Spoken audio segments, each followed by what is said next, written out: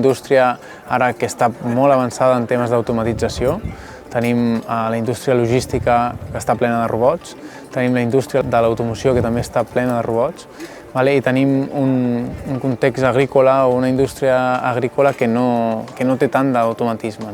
La falta de persones qualificades per realitzar les tasques, l'especificitat d'aquestes tasques que cada vegada exigeixen un nivell de precisió més alt i, per què no, també aconseguir optimitzar les despeses en l'àmbit de la viticultura ens porta a aquesta robotització, a aquesta mecanització automatitzada de les tasques que s'hi realitzen. És a dir, si tu tens treballadors, si tens la teva plantilla tota la vida i incorpores una sèrie de robots, doncs et permeten que tothom treballi de forma més eficient i que els treballadors es dediquin a les coses que són més complicades, a les que requereixen cap, diguem-ne. Són tasques molt repetitives, de càrrega de pes, de transport, que no aporten valor en el camp i, per tant, es poden automatitzar. Arribem a l'agricultor i a la problemàtica de l'agricultura i les necessitats de la robòtica a través d'Agrotec, del qual en formem part, i és un grup que és multidisciplinar.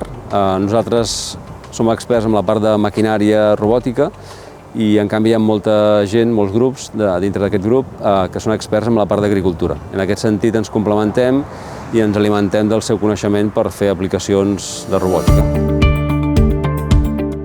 L'Agromobi sorgeix al CDI a partir d'un disseny preliminar d'un altre robot que no és agrícola, és un robot industrial. Que és un robot omnidireccional i que s'aplica a temes d'indústria, de logística. I hem pensat que aquesta tecnologia és molt apropiada per aplicar-ho a temes agrícoles, per crear un robot agrícola omnidireccional, que seria una novetat, i que pogués ajudar a diverses tasques. És una tecnologia que permet tenir un moviment omnidireccional, però sense fer servir rodes especials, per dir-ho d'alguna manera. Són rodes convencionals, com les que poden ser rodes de tractor, rodes llises, etc. I això permet fusionar els avantatges de l'omnidireccionalitat. Podem maniobrar amb espais molt reduïts, podem reduir el consum energètic, podem reduir temps de cicle. Tots aquests avantatges de l'omnidireccionalitat, com també pot ser el cas del control. Controlar un robot omnidireccional és molt més fàcil perquè no has de preveure cap maniobra, que no pas un altre tipus de configuració com pot ser Ackermann.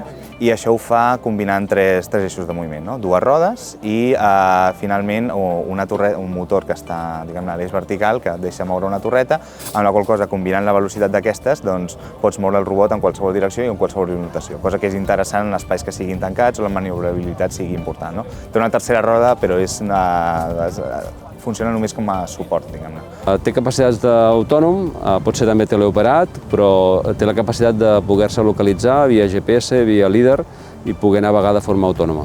There's a slight difference between using a LiDAR and the camera. The LiDAR gives you a 3D information, which means that the robot also knows the distance between an object and itself, whereas if you're just using a normal camera, you don't have this depth information. So that's one of the sensors that's its equipped with. And using a combination of these sensors, what we plan to do is to make the robot drive autonomously throughout.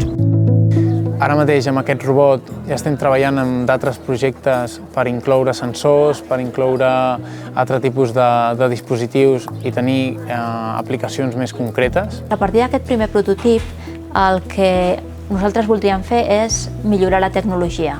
Doncs una mica amb el feedback que ens donen la gent que treballa al sector agrícola, els assajos que estem fent al camp, doncs anar millorant el producte fins que arribem a un robot que sigui útil per a l'agricultor.